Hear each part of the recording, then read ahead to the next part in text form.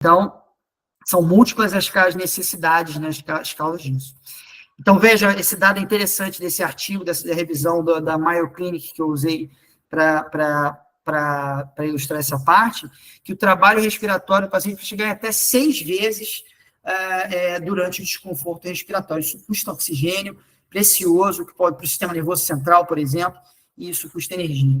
Mas uma grande questão fundamental da ventilação mecânica, e que é o grande estado da arte, assim, é o grande ponto dourado que é difícil de alcançar, é que até que ponto você precisa, é prudente você economizar essa energia toda do paciente, né, fazer esse trabalho por ele de respirar, né, o ventilador, né, fazer esse trabalho por ele, né, mas que ao mesmo tempo se cresce um corpo de evidência que se você deixa um músculo ocioso, né, suprime muito a respiração espontânea, os músculos eles atrofiam muito rapidamente. E aí, para você retirar o paciente depois, é muito difícil.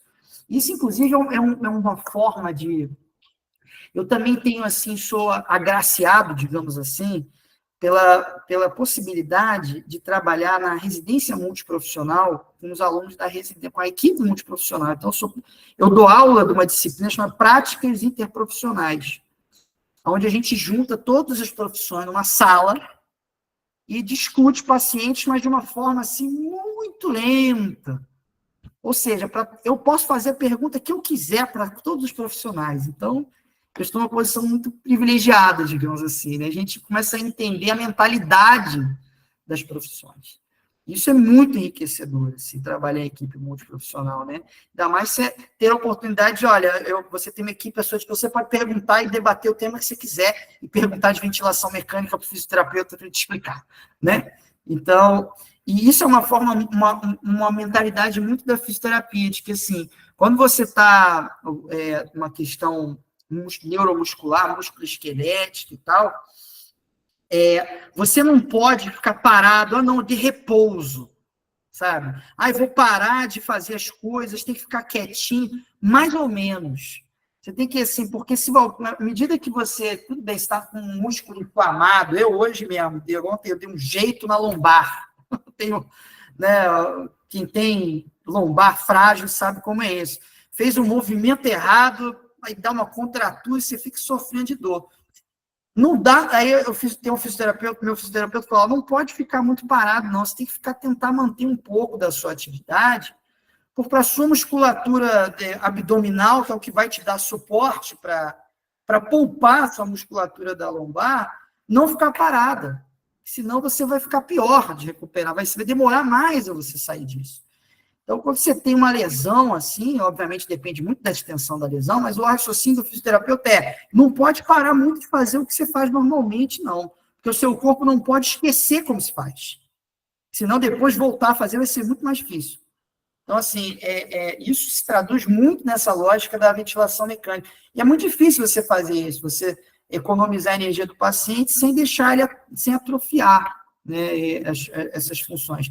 E o grande ponto do fisioterapeuta no controle da ventilação mecânica é justamente esse, chegar nesse ponto. E a gente entra nisso junto com ele, porque essa supressão da respiração, ela tem tudo a ver com as doses e as formas de administração do estresse da analgesia parenteral, né, que vai viabilizar os modos ventilatórios. Então, resumindo, a metaterapêutica é um paciente bem ajustado à ventilação, com o menor nível de sedação possível, com as menores doses de sedativos analgésicos possível. Então, essa tríade é o grande objetivo, né, da ventilação, da pseudoanalgesia em ventilação mecânica, certo?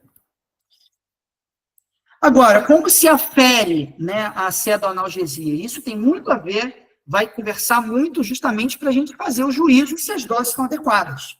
Ou seja, para saber se uma dose está adequada, você tem metas terapêuticas. Isso é o natural para qualquer farmacoterapia, né? O raciocínio clínico nosso de acompanhamento farmacoterapêutico, de revisão de farmacoterapia, ele passa por entender quais são as metas de cada tratamento para poder julgar se as doses estão adequadas. Nesse caso, a gente está falando de uma coisa muito subjetiva, que é a dor, né?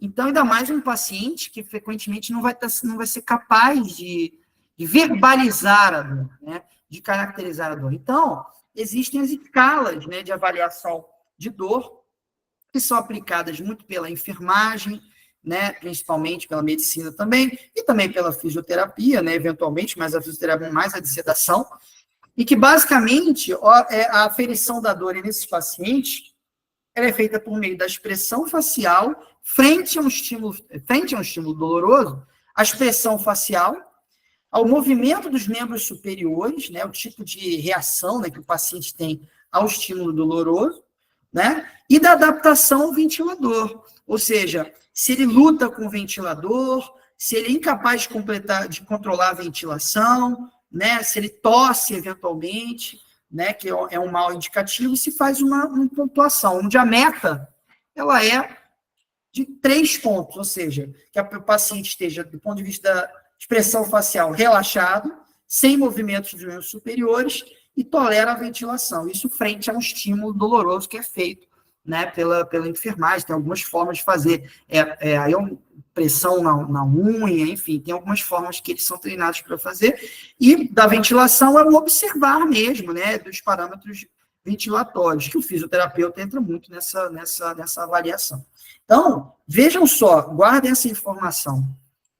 Tudo isso, a face, inclusive, vocês concordam comigo que ela é muito dependente da sedação, né? Ou seja, as duas coisas caminham muito juntas.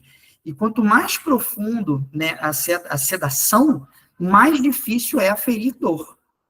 Então, as coisas meio que caminham juntas, né? Uma analgesia adequada, né, ou seja, a profundidade da sedação, ela prejudica o monitoramento da analgesia. Então, veja como é uma coisa que caminha em paralelo e uma coisa não bem calibrada pode prejudicar, inclusive, a aferição da outra. Né? Então, essa lógica é importante de ser compreendida. Se o paciente está muito profundamente sedado, né, ele nem sempre vai fazer a expressão facial, né, por exemplo.